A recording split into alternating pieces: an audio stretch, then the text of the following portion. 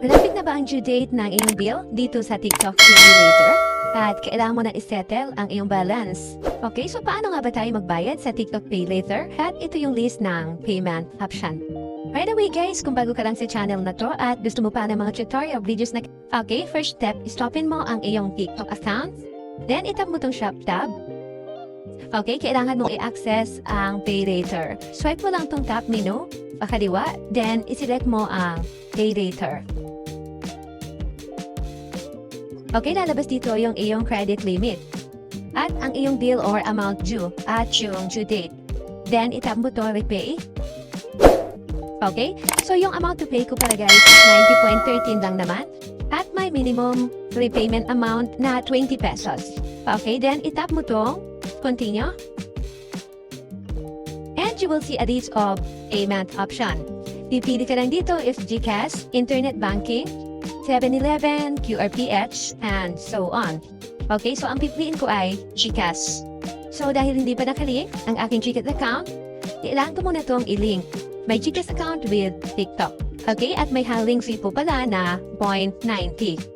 Okay, select and tap GCash. Then log in to link with GCash. Enter your GCash mobile number. Then tap next. Then enter the 6-digit authentication code sent to your GCash mobile number. Then tap next. Okay, log in to link with GCash. Ilagay mo dito yung iyong 4-digit MPIN mo sa GCash. Then itap mo yung next. Okay, sabi dito guys, kapag na-link mo na ang GCash mo sa yung TikTok, your account will be auto-debited for each of your purchases. Then, i-check mo tong box na ikaw ay sumasang-ayon sa kanilang GCash terms and conditions. Okay, then tap Authorize. At may 6-digit authentication code ulit po sent to your GCash mobile number. Okay, kunin mo ulit yun at i-enter mo dito. Then, itap mo na yung Next. At lalabas yung online payment, linking successful. Okay, then tap OK. Okay, so ayan guys, payment method added successful. At nakalina na po yung aking GCash account dito sa aking TikTok account. Okay?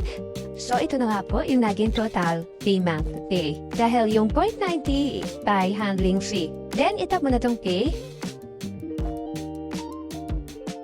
And repayment is successful. Then tap done. At bumalik na po yung aking credit limit sa 4,000 pesos. Okay, kapag itap natin to repayment, tayo lalabas itong 90.13 repayment completed. At dito naman sa statement, wala na dito sa unpaid at nandito na sa paid. So, ganun lang po kadali magbayad dito sa TikTok PayLater. And I hope na nakatulong itong video sa inyo. And thank you for watching.